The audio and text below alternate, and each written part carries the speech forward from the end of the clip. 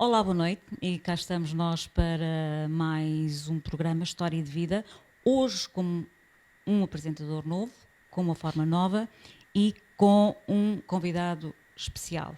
Eu sou Ana Correia, entretanto já apresento o convidado e quero, antes de mais, agradecer a oportunidade de estar aqui e ter o privilégio de estar aqui com o convidado que nós vamos ter hoje.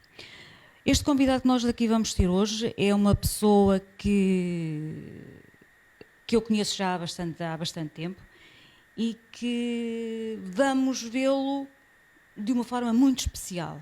Ele é conhecido publicamente, obviamente, mas hoje vamos vê-lo aqui de uma forma mais transparente. Ele foi economista de profissão, trabalhou no Banco Mundial durante 30 anos, representou as Nações, foi representante nas Nações Unidas, na Organização Mundial do Comércio, é detentor de vários prémios internacionais, eu vou só referir a alguns, como o Embaixador da Paz em 2001, também é detentor do Prémio da Paz, Compaixão e Tolerância em 2003. É um mestre tibetano, com o nome Chotab Ken Zamboling, que eu julgo que, traduzindo, quer dizer o sanador do mundo, e já vão perceber que isto é perfeito. E este mérito, digamos, esta mestria, portanto, foi-lhe atribuída pelo Lama Gangchen Tulku Rinpoche. É autor do livro Tao da Gestão, lançado em Portugal em 2011, e entre outros livros, mas isto, como eu disse, é quem é esta pessoa publicamente. Vai-se ao Google, nós vamos procurar por Alfredo Sefer Yunis e vamos ter esta informação toda. Mas o objetivo desta conversa hoje é exatamente para dar a conhecer um pouco de quem é este ser, esta pessoa de luz que eu conheço e que tem um mérito enorme estar aqui hoje. Obrigado. Boa noite, Alfredo. Boa noite. Obrigada por ter aceito o nosso convite para estar aqui à conversa. Dito isto, portanto, é uma faceta do Alfredo, não é? Estávamos a falar em off, nós rotulamos a nossa vida para aquilo que nós fazemos, não é? Mas, na verdade, quem é o Alfredo? O Alfredo é nesta vida, não? Nesta vida é um homem. É um homem que vem aqui a tentar avançar em meu caminho espiritual, resolver uma grande quantidade de temas espirituais, tanto a nível individual como a nível coletivo. Um de mis grandes desafios neste caminho espiritual é a proteção da Mãe Terra. Não para mim, para as gerações futuras. Exatamente. E ao mesmo tempo que provocar uma integração entre a vida material e a vida espiritual. Tudo tem uma semente espiritual.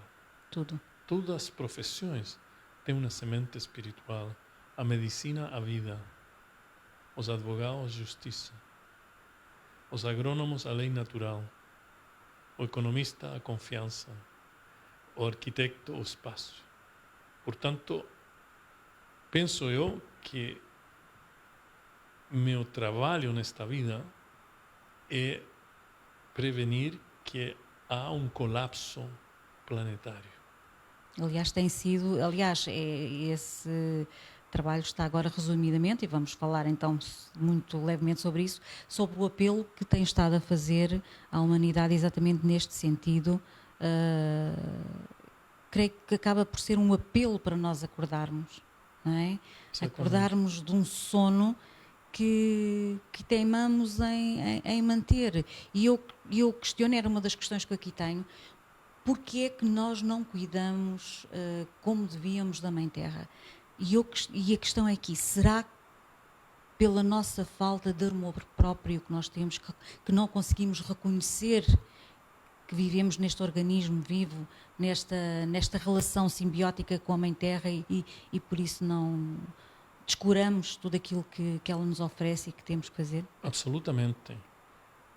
o primeiro passo é reconhecer nossa relação, mas uma relação de mutualidade. Uma relação de mutualidade é uma relação em que todas as partes estão bem. Não eu estou bem, mas a Madre Terra está mal. Eu estou bem, mas tu estás mal. Isso não é uma relação de mutualidade. Mas isso demanda um estado de consciência. Não é automático. Por exemplo, eu autorrealizei que a Mãe Terra era um ser vivo. Autorrealizar, não pensar, não compreender, sino autorrealizar. O 2006, depois de quase 50 anos de meditação. Para outros pode ser um dia, meia hora. Para mim tomou muito tempo. Mas isso, esse estado de consciência, reorganizou toda a minha vida profissional, pessoal, espiritual, etc. Segundo, quando uno não tem um nível de consciência para autorrealizar que eu sou uma parte, não o dono de uma matriz de vida, então eu começo a compreender o estado da lei da interdependência. Eu sou porque tu eres porque eu sou. Então, isso tem relação contigo, com todos os seres humanos, com todos os seres sintentes e com a natureza. Não é só uma coisa homocêntrica, não é? É o ser humano. Mas isso demanda um novo estado de consciência. O Buda dizia que tudo o que surge tem uma correlação matemática perfeita com um determinado estado de consciência. Se esse estado de consciência não existe, isto, entre aspas, não existe, não surge. Mas há partes do ser humano, emocionais, materiais, etc., que também estão a restringir essa relação com a Madre Terra, de não fazer nada, não é tua pergunta. Primeiro, para muitos que têm o poder político e econômico, está muito bem não mexer com os temas ecológicos da natureza, porque há muito dinheiro em jogo. Por quê? Porque alguém disse, isso ali, Ana, é o lixo. Não, o lixo é muito caro. O lixo é uma fonte de riqueza impressionante. Não quero mudar esta tecnologia do petróleo para nossos carros, para nosso aquecimento nos hogares, etc., etc., porque há muito, muito dinheiro nisso. Terceiro, não é só esse tema de dinheiro, de valor que o mercado, não nós a nosso interior, o valor de mercado. Por exemplo, como é possível que eu vou a cortar um árvore de 3.000 anos e reemplazar esse árvore com um eucalipto de 3 meses? A genética, não só a genética física, material, mas a genética espiritual da criação, é imensamente diferente. Nós chegamos a uma terra criada, não quero entrar em teorias metafísicas, e essa terra nós estamos a mudar com o produto laboratório. Estamos a comer produtos de laboratório, pesticidas, herbicidas, produtos químicos, etc., etc., que não têm fertilidade. Nós estamos a mudar fertilidade, espaço, fertilidade, por um espaço de não fertilidade. Por exemplo, as sementes, não é? Sim. Que não têm essa fertilidade. Essa capacidade de gerar, exatamente. Então, estamos a criar um ser que não tem fertilidade. E por último, há muitos elementos, não é? Estamos em sociedades que não têm capacidade de acumular sabedoria. Estamos a acumular conhecimento, mas não sabedoria. Sabedoria tem uma origem aqui, ao interior. de minha origem. Minha origem agora, ante, futuro, futuro, futuro. Presente, passado, presente, futuro. E no tempo presente. Outra coisa é ouvir conhecimento, informação, que é um nível de consciência muito baixo. E ainda, eu penso que temos que criar, formar o ser planetário. Essa é a primeira vez na história da humanidade que estamos a viver uma sociedade planetária. E isto é muito interessante porque eu penso que eu estou agora aqui, 1947, 2023, 76 anos. Que posso dizer a meus netos, não é? Sociedade planetária. Realmente, meus netos estão a nascer em uma sociedade planetária, que o passa lá, passa aqui simultaneamente. A revolução da informação, dos meios sociais de comunicação, etc., etc., o telefone, o ordenador, etc., etc., iPad, iPhone, Mas é um processo de isolamento impressionante baixo o título de comunicação. Então, estamos a receber permanentemente informação, mas o perigo hoje é que a informação que eu recebo e que não estou a pedir, não estou a demandar, essa informação que as grandes computadoras dizem, o Alfredo se interessa nisto. Por exemplo, você vai a uma loja a comprar um bife de chouriço e chega a casa e tem no seu telefone 30 formas de cozinhar o bife de chouriço. Há alguém lá, um olho muito grande, que está a olhar para você. Então, o que passa? Que agora eu não tenho a oportunidade de entender outras formas de vida. Alguém que diz, não, chouriço não, é melhor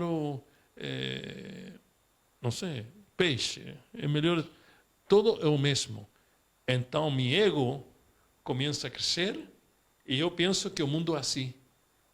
Perdemos o nosso poder, perdemos De discernimento, não há discernimento. E o nosso poder pessoal também face à nossa vida, não é?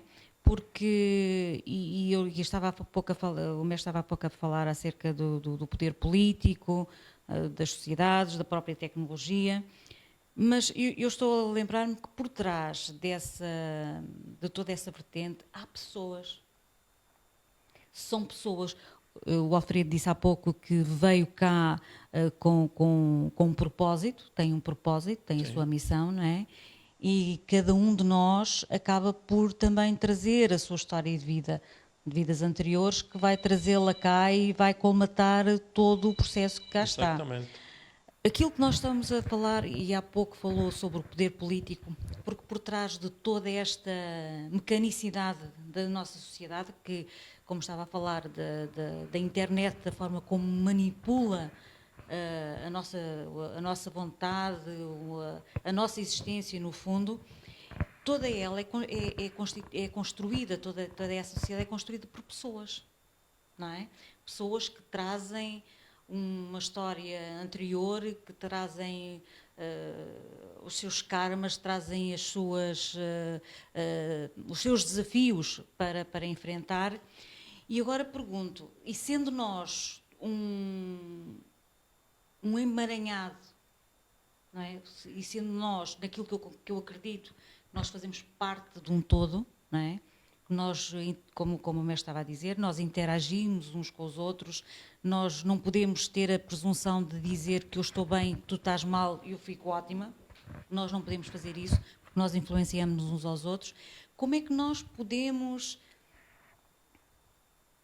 educar, que é que no fundo acaba por ser isso, as pessoas, como o mestre estava a dizer, que era importante educar as pessoas, chamar a atenção das pessoas para elevar a sua consciência a um nível em que possam dar-se conta daquilo que realmente é importante. Será que nós conseguimos fazer acontecer essa educação? tendo em conta que são pessoas que estão por trás das organizações, são pessoas que estão por trás da política, não é? E se calhar elas próprias debatem-se com problemas. E é toda esta confusão de um sistema que eu pergunto-me, há a possibilidade de nós darmos a volta, de acordarmos estas pessoas e de fazer diferente? Penso que sim. Eu tenho grande esperança. Eu não sou pessimista. Eu sei que tu também não Eu é. também não sou. Eu sei. Mas é importante para o público saber que quando uno apresenta um problema, não é pessimismo, é realidade. É uma não é? questão, É exatamente. o começo do Exatamente. mudança, não é? O Exatamente. começo da mudança. O novo sistema de educação deve ser uma educação de consciência. Não uma educação de repetição, uma educação de século XIV, sino do século XXI. E a essência do século XXI é a autorrealização. Entanto eu autorrealizo, entanto actuo.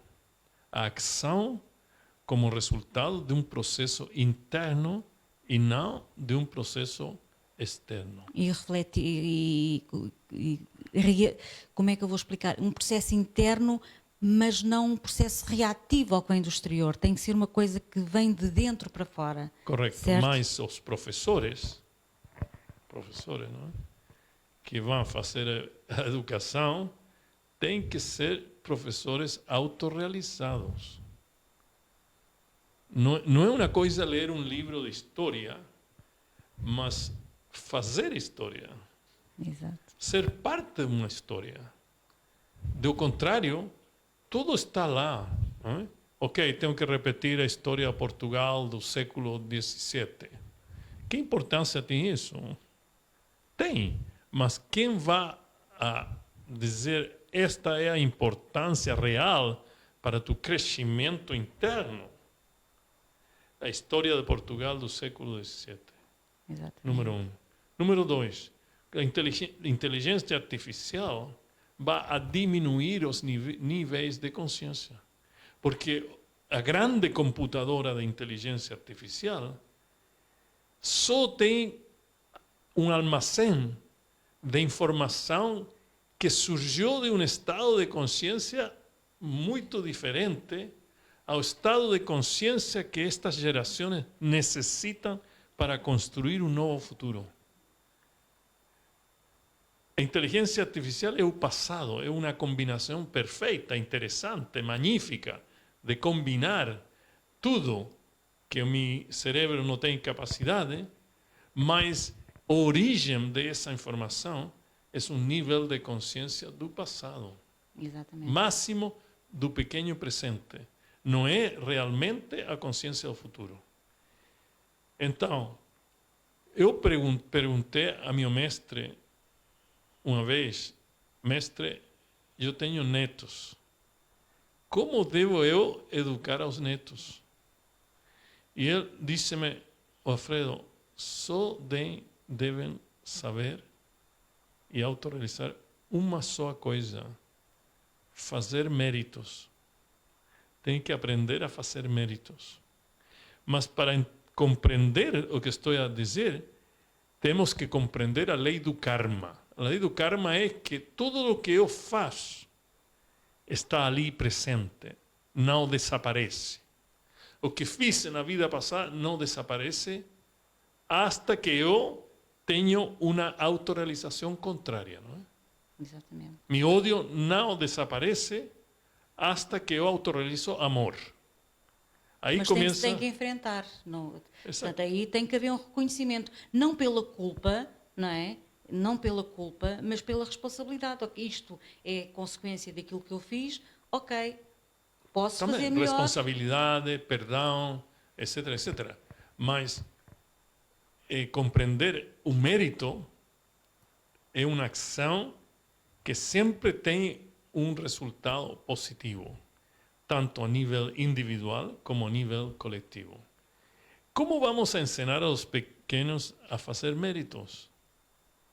Não a repetir uma história que eles não fazem parte, repetir muitas coisas. Mas não é fácil para o sistema político ter pessoas de alto nível de consciência. É melhor que seamos todos ovelhas, não é? Sim. Que seamos líderes. A liderança do futuro é a liderança de uma pessoa de alto nível de consciência. A política deve ser um caminho de autorrealização. A economia deve ser um caminho de autorrealização. Se não está o elemento autorrealização, não serve. Mas aquele que está aqui pode perguntar: autorrealização de quê? A primeira autorrealização é submissão na terra, o Dharma, não é? Não fala do Dharma. Você não chegou aqui em paraquedas, não é? Ok, alô, sou Mário, sou Roberto, sou Maria, estou aqui. Não.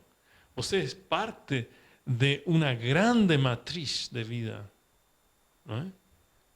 Junto aos animais, aos árvores, aos pássaros, às flores. Pode você imaginar, Ana, um mundo sem flores? Eu não posso. Não, sem flores, É impossível. sem animais. Sem árvores, Não. sem animais. É impossível. Então, é o momento agora de fazer essa mudança neste ponto de inflexão, não é? Ou vou para trás, ou vou para frente. Estamos aqui, não? Na era de Kali Yuga. Então, que quisera eu que falem as gerações futuras de mim? Sim. Eu quisera que eles dizem: ele lutou. Não, tudo não está bem. A contribuição pode ser melhor, mas ele, hasta o último Exatamente. minuto, protegeu nosso planeta. Exato. Esse é o ser planetário. A educação agora tem que criar, formar o líder planetário. Uma pessoa que tem sua própria identidade, mas tem a capacidade de transformar-se no outro. Quando a transformação em outro é possível sem uma perda de identidade, estamos bem. Eu sou chileno, tu eres portuguesa, outro chinês, mas um só planeta, uma só sociedade. Mas isso vem pelo desenvolvimento, pelo aumento da própria consciência, não é? Por suposto. Porque nós não podemos, e eu vejo isso pela minha própria experiência, que nós, conforme vamos ampliando, vamos crescendo, nós vamos criando uma empatia onde não há possibilidade de separação. E lembro-me do mestre falar muito, e para mim foi muito importante, falar que estávamos num momento de inclusão, não separação. Exatamente. De inclusão, Mas não de separação. Inclusão é um estado do ser. Exatamente. Não há é uma coisa não há que eu separação. posso comprar no supermercado. Exatamente. Então, como estarei? Agora, eu uso a palavra consciência muitas vezes, e tu também, não é? Exato. Eu quero dar uma definição muito prática, não filosófica, da consciência. A consciência tem 5 elementos. A experiência. Sim. Que experiência vamos a dar aos meninos? Segundo, a intensidade da experiência. Terceiro, a capacidade de armazenagem deste cruce entre a experiência e a intensidade da experiência. Quarto, o software para organizar isso que vai dentro da armazenagem. E, finalmente, a experiência cognitiva que surge, experiência, intensidade, experiência, armazenagem, ordenamento da armazenagem. Então, o importante é que nós pensemos em uma educação que apanhe estes 5 elementos. Qual é a experiência de agora dos meninos? Não é boa, ok. Muda a experiência. Com que intensidade estão a viver estas experiências? O medo? Felicidade? Esperança? Desesperança? Almacenagem. Onde vai tudo isto? A mente. Tem uma mente equilibrada? Tem uma mente difícil, fraquinha? Falta de autoestima? Também este chip que organiza isto, que está mais para frente de seus olhos? Ódio, raiva, o amor, compaixão, serviço, etc, etc. E finalmente, criar o ponte com essa experiência cognitiva. Um exemplo muito simples é de noite. Nós só saímos de noite como enamorados. Que maravilha que chegou a noite, as estrelas, a lua. Mas se um menino vai na noite e diz, não, aqui há monstro, não é? Não, eu não quero estar aqui, isto é muito mal, eu não quero acender a luz. Dois mundos diferentes. Por que o menino diz isso? Porque ele está a olhar na televisão, o telefone, que a noite é o crime, não é? A noite é prostituição. A noite é, não sei, qualquer coisa. É uma programação que acaba por ser contraprodutiva para aquilo que é necessário neste momento da história. E eu tenho pensado muito nisto e eu, nas minhas divagações, pergunto-me, e eu sinto, é aquela sensação que nós temos, eu acho que nós estamos numa transição do ser humano. Será que nós estamos a vivenciar uma transição da espécie do ser humano? Será que nós estamos... Eu às vezes pergunto-me, eu sinto que eu não sei explicar, às vezes há aqui qualquer coisa, nós temos que mudar mesmo, é a consciência que nos empurra, que nós temos mesmo que mudar, como o mestre estava a dizer, que estávamos num ponto em que ou vamos para trás ou vamos para a frente, mas se calhar nós temos mesmo que ir para a frente. É a nossa única escolha, será? É correto. Mas a pergunta é quanto tempo vai? Pois, quanto tempo mais ainda nós temos, não é? Para ir para frente. Quanto sofrimento temos que aguentar? Mas é importante. Nós estamos sempre em transformação. Sempre. O problema é que não estamos sempre em metamorfose, não é? Borboleta, não, estamos aqui ainda. Por que é que nós resistimos tanto? Na sua experiência, ao longo de todos estes anos, por que é que o ser humano resiste tanto à mudança? Porque se esse é o nosso, e eu faço essas questões para mim, portanto, não. Se o meu propósito, se eu tenho que crescer, se eu quero crescer, não é? Se eu quero ser uma pessoa melhor, se eu quero ser mais empática, se eu quero ter um melhor exemplo, por que é que eu resisto tanto? Porque é muito mais cômodo sentar-se numa cadeira que sentar-se no ar. Então eu penso que o ar não é denso. Meu corpo é denso. Então, para poder me sentar no ar, tenho que baixar a densidade de meu corpo, a densidade de minha vida, a densidade de minha palavra, a densidade do meu pensamento. Mas nós só temos 3 corpos, muito mais, mas Sim. 3 corpos importantes. Um é o corpo da transformação permanente. Mas não fazemos um trabalho para aumentar a qualidade deste processo de transformação. Mas há outro corpo do gozo, não? O corpo do amor, que tem outra mecânica, tem outra maneira de fazer. Não está separado do corpo da transformação. Depois temos o corpo da verdade, não é? Da verdade última, do conhecimento em sua máxima expressão. também está sempre conectado. O Buda chama o primeiro corpo Nirmanakaya, transformação. Sambhogakaya, o gozo. E Dharmakaya, Dharma, não? Missão, verdade, sua verdade, Dharmakaya. Estes três corpos hoje estão separados. E estamos muito ocupados com um Nirmanakaya complexo, muita fricção, muito calor, muita raiva, muito tudo. Então, o Sambhogakaya, o corpo do amor, não está se desenvolver. E este outro corpo não me interessa, é muito esotérico. Não, estamos mal. Então, nós temos uma responsabilidade partilhada deste mundo em todas as suas proporções, em todas as suas manifestações.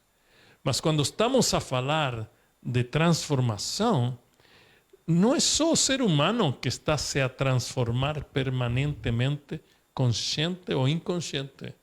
Também os seres sintentes estão em permanente transformação. Alguém pode dizer, ok, muito bem, mas nós estamos no caminho da iluminação, por exemplo, da salvação. Os animais também. Eles também estão em seu caminho de iluminação, que tem um caráter diferente, mas também tem essa base, essa essência. E a natureza, como ser vivo, também tem, não é certo? A natureza tem energia, comportamento, memória e consciência. E o futuro da humanidade depende da dança entre a consciência da natureza e a consciência dos seres sintentes e a consciência dos seres humanos. Nós vamos todos juntos, não é? Há que dançar. Mas se não estamos conscientes disto e pensamos que todo é esotérico, que isto, interessante, Ana Correia fala com o doutor e tal, muito interessante, mas amanhã eu tenho que trabalhar, amanhã eu tenho que ganhar dinheiro. Tudo bem. Não estou em contra. Temos que criar riqueza material. E estamos aqui neste mundo material porque neste mundo material estão os utensílios, os instrumentos para poder aumentar nossa consciência. É isso que eu ia dizer. Não está no esotérico. Mas podemos trabalhar com uma consciência diferente. Exato. A qualidade de vida é diferente. Exatamente. Podemos trabalhar, podemos construir a riqueza, mas temos que pensar com que consciência, não é? Qual é a intenção com que eu estou a fazer isto, não é? Podemos dizer, porque se é para o bem da humanidade, se é para o bem de todos, ou se eu só estou a pensar no meu bem próprio e no meu egoísmo, correcto, digamos assim. Estamos a viver em um mundo coletivo. Então, o que você disse é muito importante. Não é para mim, é para todos. Eu sou porque tu eres porque eu sou. Mas essa é uma lei. A outra lei, somos todos interdependentes, mas também o interno é com o externo. Estamos nestas duas posições. Eu tenho que fazer meu trabalho. É como um funil ao revés, não é? Eu faço meu trabalho, vou ao coletivo, entrego ao coletivo minha transformação, o coletivo transforma-me, volto ao meu trabalho e a energia espiritual é assim, não é?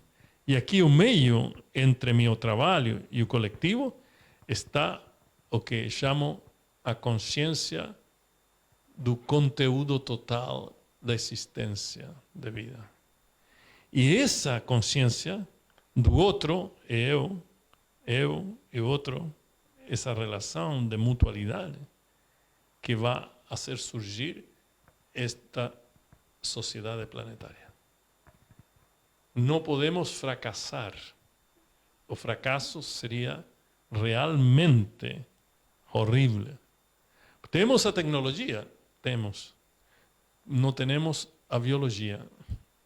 Estamos a destruir todos estes cantinhos ecológicos que estão aí do começo do planeta, que cada vez son menos. Eso es pésimo. Hay una ilha en el norte del Pacífico con plástico, casi como el tamaño de Europa. ¿Cómo es posible? ¿Cómo es posible que todas las fuentes de agua del planeta están contaminadas? ¿Cómo es posible? ¿Cómo es posible que ahora estamos a defensa COVID y amanhã otro COVID? ¿Qué vamos a hacer? ¿Somos víctimas del desenvolvimiento o queremos ser arquitectos del desenvolvimiento? Mas se você quer ser arquitecta ou arquitecto do desenvolvimento humano, material, espiritual, não só espiritual, material, então você tem as capacidades, você tem a resiliência, você tem ahínco, você tem o desejo, compromisso profundo de mudar. A mudança começa com minha mudança. Então, fazer meu trabalho. Depois vou ao coletivo. Não é assim. Não é oh, mananina, mananina. It's okay. Isso é necessário para eu baixar ao coletivo, dar ao coletivo, e o coletivo dar a mim. Ô, Alfredo, a realidade que tu pensas não é essa, esta, ok? Então, volto a trabalhar nessa assim. Mas agora estamos em uma situação em que não é um tema de intenção, é um tema de visão. É uma luta de visões diferentes. Eu participei na política. E qual é essa resposta fácil? Uma ideologia antiga, podre, mas que me sinto bem. Eu sou isto. Você é isso. Dualidade, não é? O extremo. É impossível. Que diálogo vamos a ter? Que educação vamos a ter? Se somente tu aceitas que seja tua forma de educação e não outra forma de educação. Isso não é possível. Mas por que passa isso? Passa porque nosso nível de consciência contenedora de conteúdo é muito pequenina e não estou disposto a perder nada. Zero. Não é possível. Eu acabo de escrever um livro, está na Amazon, não vou falar do livro, mas liderança em um meio de desenvolvimento sustentável. Desenvolvimento sustentável pode ser uma coisa física, não é? Tratar o lixo, plantar um árvore, mas também pode ser uma coisa valórica. Não é? Quando você tem a realização da Mãe Terra como ser vivo, há uma mudança profunda de valores. Exatamente. Não? Valores. Mas também pode ser um estado de consciência. Se desenvolvimento sustentável é um estado de consciência, estamos a falar de outra coisa, completamente diferente. Alfredo, como é que foi a sua experiência na política? Como é que... Nós agora regressando ao Alfredo. Alfredo, este ser que nós temos aqui à frente e que vibra connosco, como é que foi viver com a política? Que não é fácil, não é? É porque é necessário viver com ela, é necessário enfrentá-la e trabalhar ao lado dela, mas os valores são diferentes. Apesar de serem pessoas, como se falou há pouco, são pessoas que estão do outro lado. Será que nós temos que fazer um pouco de acupuntura para elas conseguirem fazer o despertar delas e se calhar cumprirem o seu papel da melhor forma, também como políticos? Será que passa por aí esse relacionamento? Não deve ter sido fácil. Não é fácil. Primeiro, a política é necessária. É como o ar. Mas eu não quero respirar ar contaminado. Mas o ar é o ar. A política é a política. Nós necessitamos como os franceses falam, não é? A grande politique. Não esta política de boxeio de muito pequeno nível. A política hoje se pratica em um vazio ético e espiritual. Então, minha intenção era tentar esta acupuntura espiritual de unir a espiritualidade com a política. Porque a política sem espiritualidade é um caminho suicida. Mas a espiritualidade sem a política é uma teoria. Podemos falar de espiritualidade toda noite. Exato. Mas se não tem uma tradução na prática política, não serve. Sim, é a tal autorrealização que é preciso de fazer. Exatamente. Então, a política para mim é maravilhosa, mas sofri muito. Por que sofri muito? Porque ninguém queria uma verdadeira mudança. Exato. E meus pensamentos, ideias, nessa época, eram muito diferentes à política contingente desse momento. Então as pessoas diziam, Alfredo, volta em 30 anos mais, você está muito avançado lá. É a tal resistência. Outra coisa deles, doutor, você é muito esotérico. E eu falava, que tem de esotérico quando eu falo que não há água? Que a água está contaminada. Que parte do argumento é esotérico? E os mais cínicos, não é? Eles falavam, doutor, não se preocupe, não se esteja zangado, estamos no Chile. E eu dizia, se tu diz que estamos no Chile, que significa isso? Que você tem um bilhete para destruir o Chile? Você tem um passe livre para entrar no espaço da destruição do Chile? Como as pessoas dizem, estamos na política. O que significa isso? O que estás a falar? O que me queres entregar? Que conceito estás tentando traspassar comigo? Que toda a política tem que ser péssima, que toda a política tem que ser irrelevante, que toda a política tem que ser irreverente, que toda a política tem... Não pode ser. E há muitos políticos que são muito bons. E isto não é só a política. Quero falar aos empresários. Os empresários têm uma responsabilidade imensa. Não só responsabilidade, eles têm a solução final, não os governos. Os governos têm uma parte, mas a grande parte da solução para poder proteger a Mãe Terra está em mãos do setor privado. Exatamente. Que cada vez mais, e nós continuamos a ver isso, que há muita necessidade do lucro, não é? E muito pouca visão para usar esse lucro a favor de melhorar ou de corrigir aquilo que foi feito para atingir esse lucro.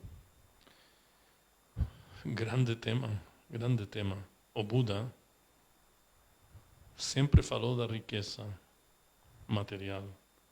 Muito importante a riqueza material, porque o bem-estar material ajuda a trabalhar a espiritualidade.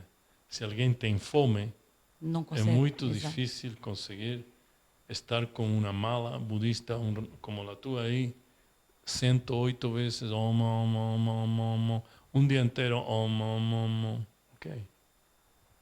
Segundo, o Buda põe o ênfase exatamente no que tu falas.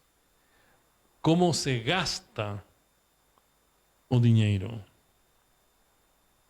E ele disse 25% em tu subsistência. 25% na subsistência dos outros. 25% para futuro. E assim, ele tem uma fórmula. Mas ele também falou com empresários, com banqueiros, E ele falava com ele e dizia, cria lucro, tudo bem. Cria riqueza, tudo bem. Mas você tem também a responsabilidade de manter e proteger a riqueza pública. Há muitos anos na história da humanidade, não era problema o lucro privado, porque havia uma quantidade, um estoque de bens públicos globais, clima, oceanos, glaciares, biodiversidade, etc., etc., que estava em abundância, não é? Agora já não. Agora estes bens públicos globais são a essência do futuro da humanidade. Pensa tu em cambio climático. É uma brincadeira. Todo mundo não está a tomar a sério o cambio climático. E este grande aumento de temperatura, chuvas intensas, etc., etc. Ok, você não compreende isso, você não quer fazer coisas para melhorar esta situação, porque as consequências serão como serão. Mas eu continuo, vou continuar. Exatamente, porque... Mas a política é dura, a política é difícil, mas é bonita, é interessante porque é como um teste na universidade, não? Você tem que responder a isso. Quanta capacidade tem em você de que você fala? Quanto argumento tem em você do que você fala? De suas promessas, de todas as coisas. Mas muito contente pela experiência, não é? Pela experiência. Durante todo o seu percurso, portanto, quer pronto, todo o seu percurso profissional e como um ser espiritual, teve com certeza grandes desafios, não é? Há algum que sente que não tenha superado? Muitos. Muitos. Por exemplo, há 2 semanas estive em um debate a nível nacional sobre meio ambiente. Eu manifestei que fracassei em minha profissão. E a pessoa disse, não, doutor, você está ali, não? Não. E eu fracassei porque a mensagem não ha sido suficientemente poderoso. A acupuntura não é poderosa como para mudar. Então, agora, mais ou menos nos últimos 10 anos, tenho muita melhor capacidade de comunicar isso que eu quero que fazemos juntos. Não é? Então, agora é muito importante redefinir a gramática social do meio ambiente, da ecologia, do debate ecologia-desenvolvimento, ecologia social, ecologia e política, ecologia e economia. Porque o sistema neoliberal tem propostas muito simples de compreender. Doutor, eu compreendo o meio ambiente, é muito importante, mas eu quero comer, não é? Eu quero trabalho.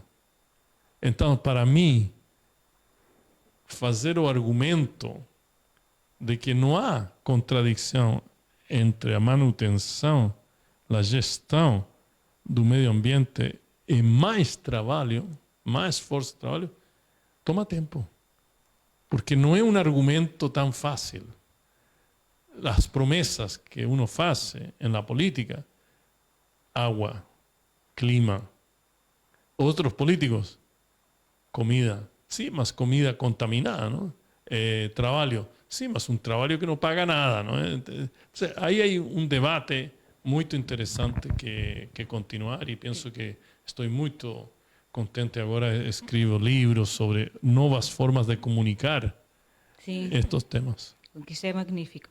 Vamos voltar novamente ao Alfredo. Como é que era o Alfredo o jovem Alfredo, como é que foi? Como é que era? Nós vivemos um Alfredo. Como é que era o jovem Alfredo? Quando é que o Alfredo achou que tinha esta missão? Foi um despertar brusco? Houve alguma. Como é que foi? Ana, eu fui muito ativo, muito comprometido. Se eu queria alguma coisa, eu estava ali comprometido a fazer a coisa.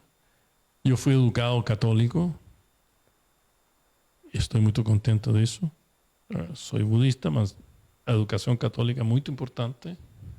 Estou muito contente que o Papa está a chegar aqui a Portugal. Eu fui presidente da Ação Católica desta igreja, uma paróquia das mais grandes do Santiago. E fazer e estudar todas as encíclicas sociais da igreja, a intensidade, não é? Renovarum pacem in terre, Mater Magistra, o Laboro, na época de Pio XII, Paulo II, grandes papas, Giovanni XXIII, etc., que lançaram ao mundo uma visão social que para mim foi maravilhosa. Do outro, não? O outro. Meio ambiente, nunca estive lá hasta o Papa Francisco, não? Ele falava muito de meio ambiente. Então, Alfredo jogou futebol, Alfredo foi à fazenda, gostava dos cavalos, gostava de todas essas coisas e muito comprometido. Em minha juventude, gostei muito da política do começo da minha juventude. Eu fui presidente da Escola de Economia da Universidade de Chile. Eu gostava essa transmissão de ideias diferentes, não? Essa transmissão de um novo futuro. Então, minha vida foi maravilhosa. E eu tenho muita tristeza que os jovens de hoje não estão contentes com o mundo que está a seu entorno. O mundo a meu entorno era incrível. Minha família era mais ou menos pobre, não muito mais. Depois, meu pai avançou em sua profissão e éramos classe média, não é? Ali, perfeito. Os bairros eram muito interessantes nas cidades, havia muito mais comunidade, muito mais proteção. Ah? Tu não eres minha mãe, mas eu estou ali. O Alfredo, o que estava fazendo na rua? Vem para cá e você apanha minha mão e vai à minha casa. Senhora Inês, aqui está seu filho. Agora é uma selva. Esto é um campo selvático, brutal. Nunca pensei que alguém ia a cometer um crime comigo. Nunca pensei que alguém ia a roubar, a assaltar minha casa. Eu ia aí ao canto, na esquina da rua, onde estava o padeiro, e minha mãe quer 2 pães. É ok. Ou pago depois. Era outro mundo. A Cordilheira dos Andes, neve de arriba hasta o chão. Agora você não vê a neve. Cambio climático. Eu ia à fazenda e meu tio dizia, ok, este é tu cavalo para todo o verão. Se tu cavalo vai emagrecer, eu quito tu cavalo, não mais cavalo. Você tem que sempre integrado nas atividades de... Depois, jovem, quase jovem, 25 ou 30 anos, estive com um interesse muito grande em minha educação. Estudar economia. Eu entrei à universidade aos 19 anos. Depois fui a fazer um master nos Estados Unidos, um magíster. Depois um doutorado. E havia momentos que eu não tinha dinheiro. Estava casado nessa época com 2 meninos. E eu estava a distribuir o jornal às 3 da manhã. Eu era referido de futebol para ganhar $10 por jogo.